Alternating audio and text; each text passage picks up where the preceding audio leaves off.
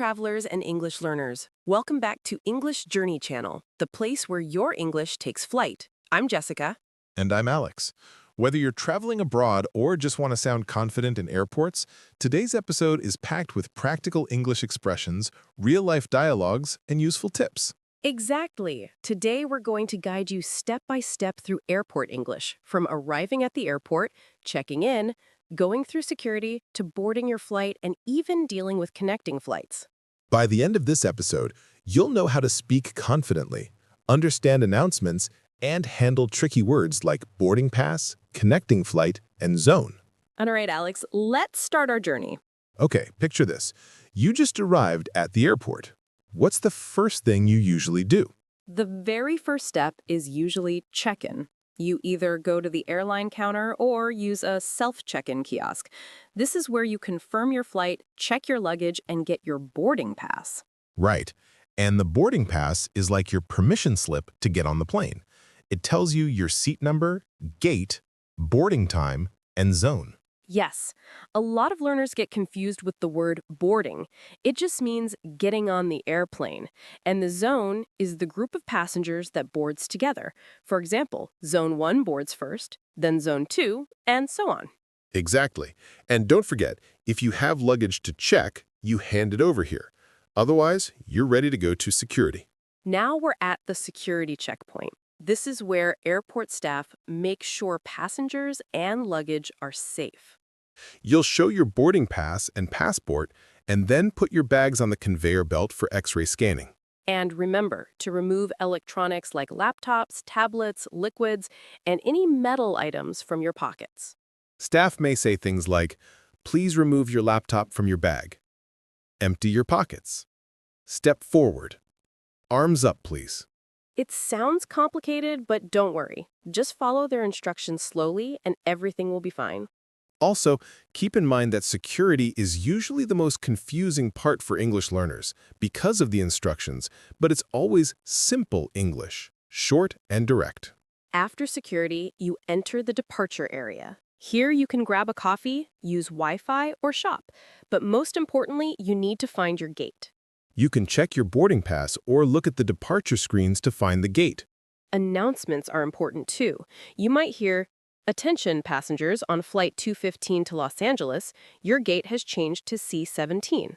Always pay attention."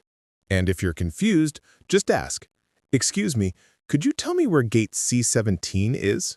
Polite and clear. You'll usually get directions like, "Go straight ahead and turn left, just past the coffee shop." Now that you're at the gate, you might have some time to wait. This is a great chance to practice English in small conversations. Exactly. You can ask someone, "Is this seat taken? What time does boarding start?" Or order a coffee. "Can I get a cappuccino to go, please?" Also, listen to announcements. You'll hear, "Now boarding passengers in Zone 1. Final call for Flight 356 to Miami." Final call means the plane is about to leave. You should go to the gate immediately. Hey listeners, if you're enjoying this lesson, don't forget to subscribe to English Journey Channel. Yes, we post weekly lessons to help you speak English confidently in real-life situations, from travel to business and daily conversations. Hit that subscribe button so you never miss a lesson. All right, back to our airport journey. When your zone is called, show your boarding pass and passport to the gate staff. Then you'll walk through the jet bridge, which connects the gate to the airplane.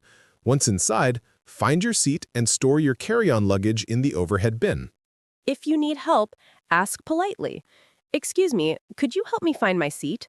Can I store my bag here?" Flight attendants may give instructions like, "Fasten your seatbelt," "Turn off electronic devices," "Put your seat in the upright position." Now, let's talk about connecting flights. A connecting flight is when you need to change planes to reach your final destination. For example, flying from New York to Miami with a stop in Atlanta. Atlanta is your connection. When you land, look for signs that say transfers or connecting flights. If you're unsure, ask, "Excuse me, where do I go for my connecting flight to Miami?" Simple, clear English, and it works every time. Once you reach your final destination, you go through immigration, then baggage claim, and finally, customs. Immigration checks your passport and visa. Baggage claim is where you collect your luggage, and customs ensures you're not bringing restricted items. A simple question at customs might be, do you have anything to declare? Just answer honestly. Jessica, do you remember your first time using airport English abroad? Yes, I got confused by connecting flight and thought it meant Wi-Fi. I almost missed my flight because I didn't understand boarding zone. That's why listening, asking politely, and knowing vocabulary is so important. Let's quickly recap the steps. Arrive early, 2 to 3 hours before flight, check in and get boarding pass, go through security checkpoint, find your gate, wait and listen for boarding announcements, board your plane, follow flight attendant instructions, handle connecting flights if needed. Arrival, immigration, baggage claim, and customs. Follow these steps, and airport English will feel much easier. Confidence is key. Knowing what to expect and understanding airport vocabulary makes you calm and ready. Every trip becomes a chance to practice real-life English. And remember to subscribe to English Journey channel for more practical English lessons. Until next time, this is Alex. And Jessica, signing off. Safe travels and happy learning. Goodbye.